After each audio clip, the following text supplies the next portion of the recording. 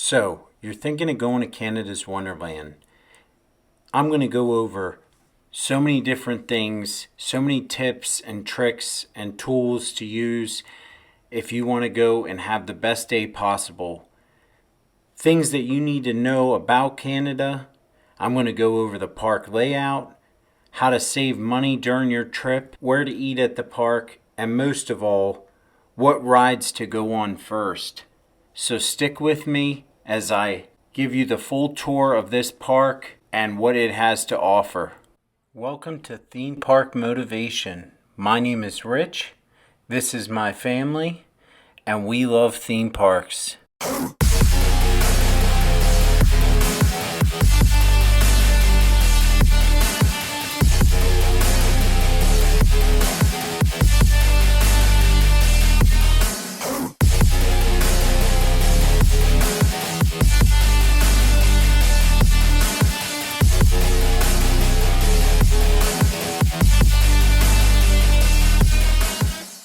So getting into Canada's Wonderland, the first thing you want to do is off to your right hand side after you get in.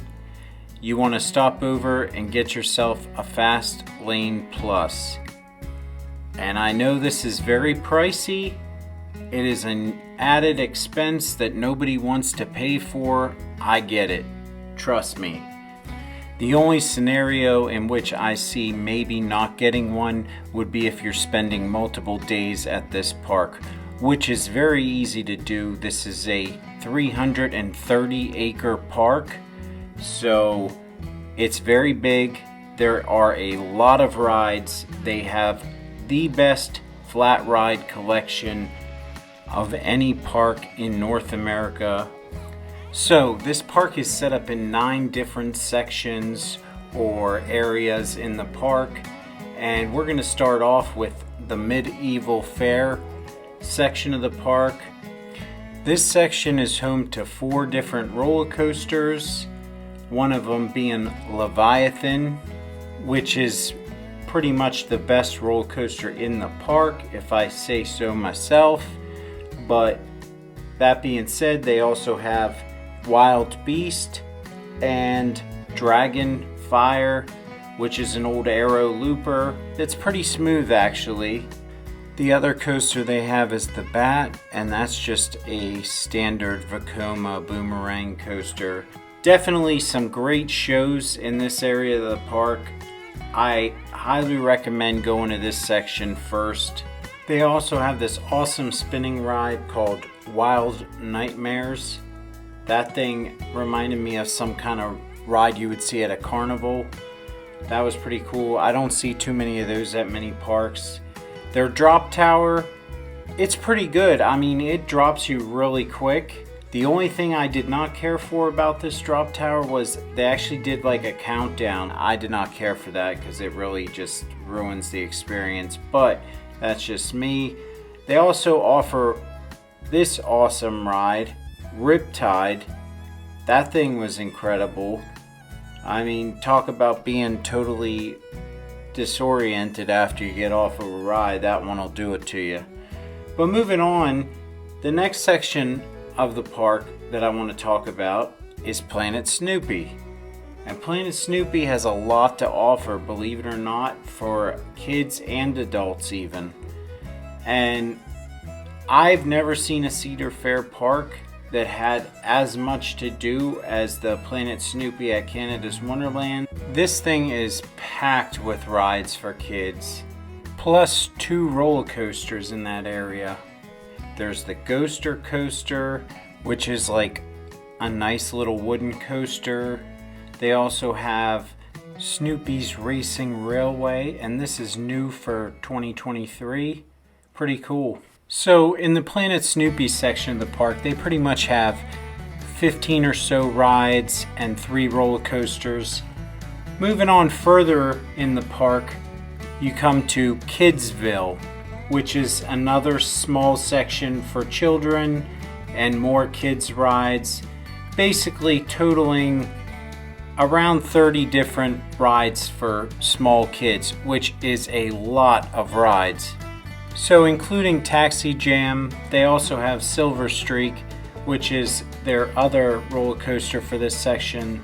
And it's really a nice coaster for the kids, a nice little inverted coaster. Moving on, Maple Park Treehouse. This was awesome. I mean, this treehouse was quite extensive. My wife and I, we decided to just sit down, relax, let my daughter play in that for a while. So now that we went over pretty much all of the kiddie rides and the kids sections, I want to talk about Frontier Canada. And this has one of the best coasters in the park, Yukon Striker, which it actually is tied for the record of the tallest dive coaster with Valraven at Cedar Point. It was phenomenal. They also have Whitewater Canyon, which is a river rapid ride, and I gotta say, it takes you back. The scenery, it's kind of secluded from the rest of the park, and it's one of the better rapid rides that I've been on.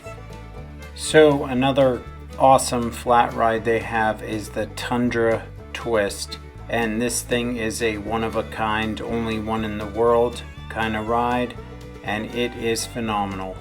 So they also have another roller coaster in this section, the Mighty Canadian Mindbuster, and I can't really say a whole lot of good about this coaster. It had some airtime, but it was a very, very rough coaster. So one of the more unique rides that they have is this awesome Soaring Timbers. That thing was pretty cool. There's just so many awesome flat rides in this park. The next section is International Festival, and that's basically where the big mountain is in the center of the park, and it is home to Thunder Run, which is an awesome little launch coaster, great for small children. I gotta say, their ride ops here, they were very interactive, awesome people. In fact, every ride op at Canada's Wonderland was pretty friendly and nice. So, you know, when you go to these parks like I do, you take notice of those kind of things. So kudos to Canada's Wonderland for having great ride ops. Another coaster they have over there is Vortex, and that is a aero suspended coaster, and that thing was awesome. From my understanding, it has the same exact layout as the one at Kings Island, so pretty cool. The fact they were able to fit that in there and uses the terrain really well. So another roller coaster they have here is Wonder Mountain Guardian.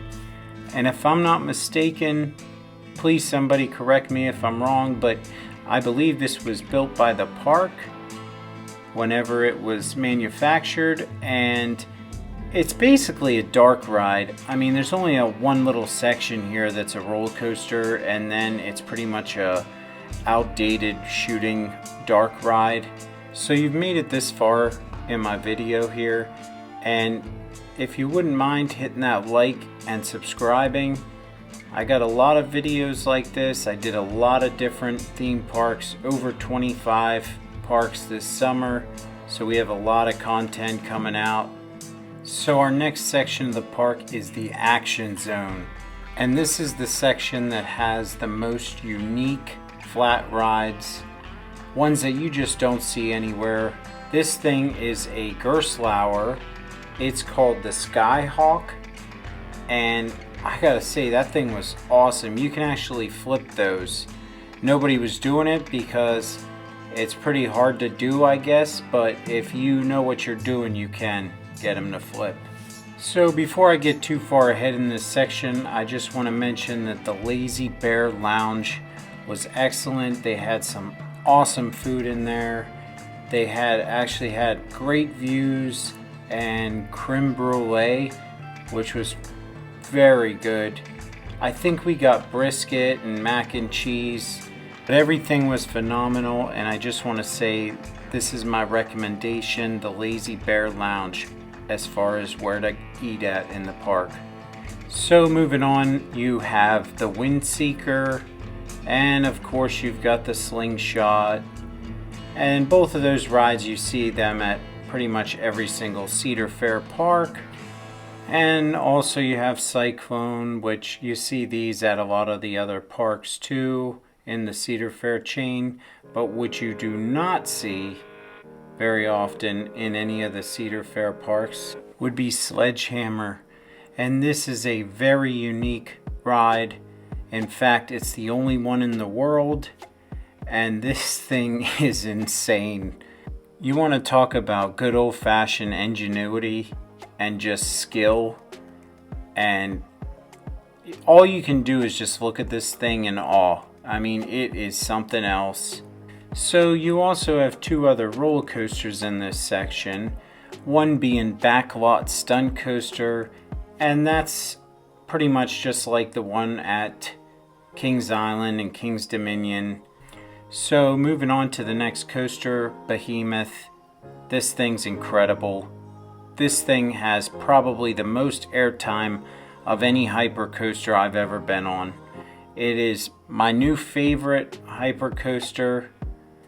I used to really think that Mako at SeaWorld Orlando was the best hyper coaster in the world, but I beg to differ. I think that Behemoth is the best. This thing was awesome. So the next section of the park is the Grand World Exposition of 1890, and it basically is home to the two worst roller coasters in the park, one being Flight Deck, the other being Time Warp. And I'm not going to go into too much depth with these coasters. Like I said, they're terrible. That being said, the next section of the park is International Street. And basically this is the very front of the park. Right as you walk in, you see that beautiful mountain, fountain, and there's just a bunch of shops and some places to eat here.